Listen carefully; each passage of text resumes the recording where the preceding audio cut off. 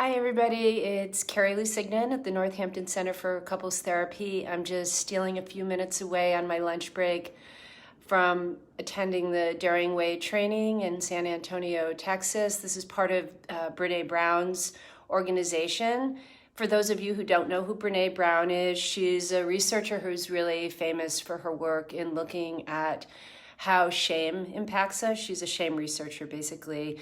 And out of that research has come research around vulnerability, research around empathy, research around how to practice shame resilience. Really exciting, good stuff. And first thing I want to just say is I'm so honored and really grateful to be here. There's people here from all around the world, the Philippines, Chile, Saudi Arabia, Spain,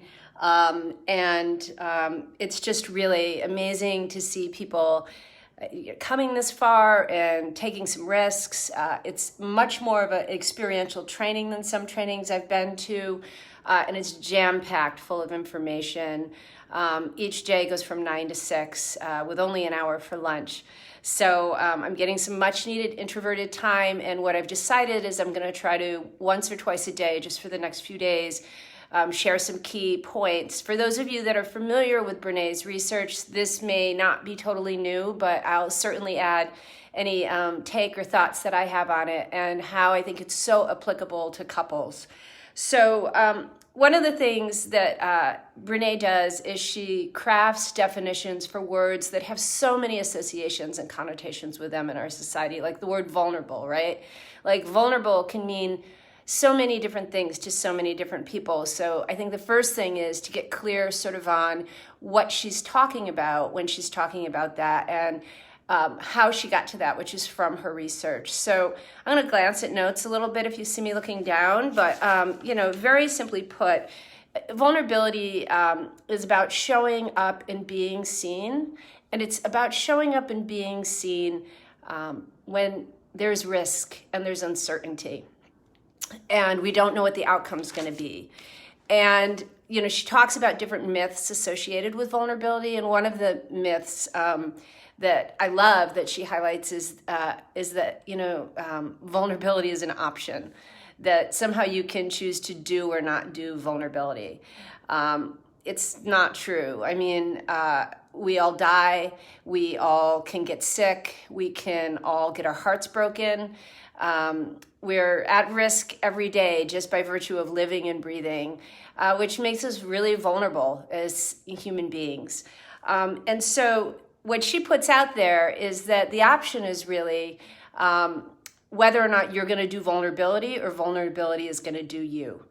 And this is a really cool thing to think about, because what the research shows is that if we don't choose more consciously to put ourselves out there and take those risks, we don't protect ourselves from, being vulnerable. And instead, what happens is we start to experience sort of the inverse other side of not owning vulnerability, which is shame. And shame is correlated with all sorts of stuff: depression, anxiety, addiction, chronic numbing, perfectionism, and foreboding joy, which I keep hinting at, and I am going to talk about it more, but I'm saving it. I want to wait until I hear it covered more here.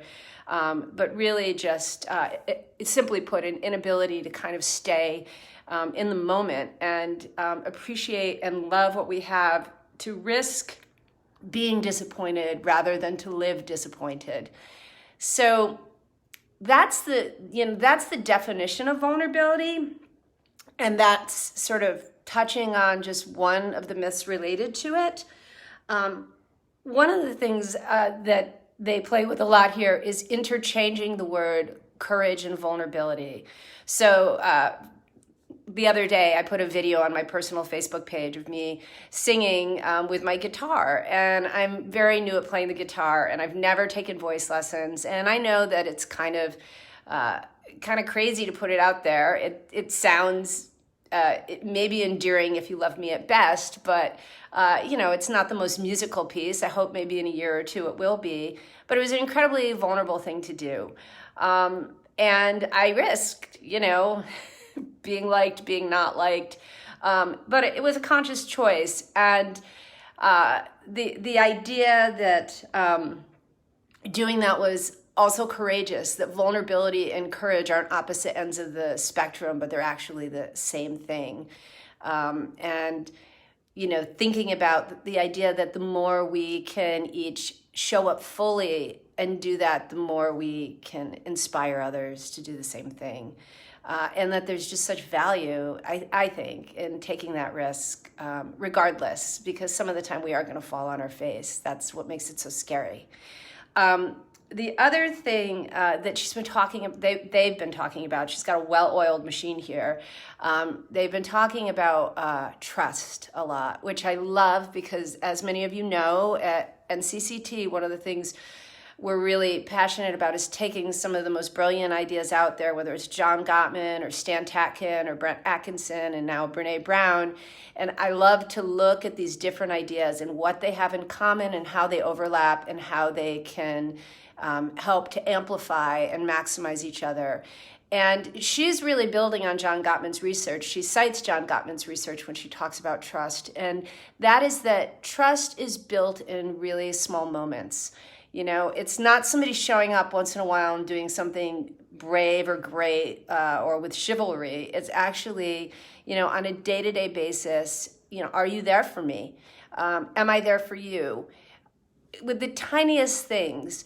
And she talks about how there's no vulnerability without trust, but there's also no trust without vulnerability. So to some extent, we have to be willing to show up, at least in these little ways, consistently with each other, or trust can't really grow. And that really builds on what John Gottman talks about when he talks about turning towards bids, making bids, not turning away.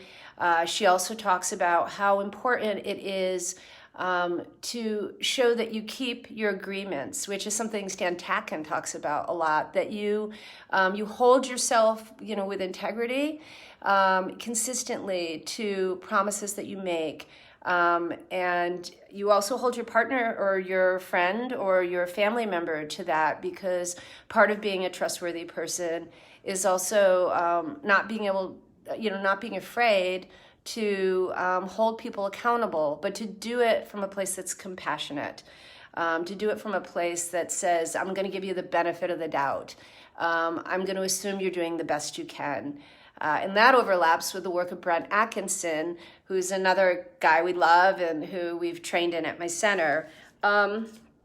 What I've been thinking a lot about is what gets in the way of this stuff for all of us, and how hard it is and how brave it is to even try to do this. And I think one of the big things that's operating on a very core level, if we keep it simple, is just fear and threat.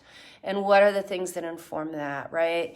Like trauma, how we're socialized based on our gender, privilege, how much we've had, how much we haven't had it. Even being able to think about these ideas to some extent is a privilege. But it's a privilege that I fully think everybody should have and we should be embracing. And so that's some of what we were touching on this morning. We were thinking about values. We were thinking about, what is important to us and how to really work this stuff. So I'm going to come back probably later today and just share a little bit more about what's been happening here. Thank you all for listening. I feel vulnerable even just doing this video because this is my second time streaming on our Facebook page. So I'm trying to, walk the talk.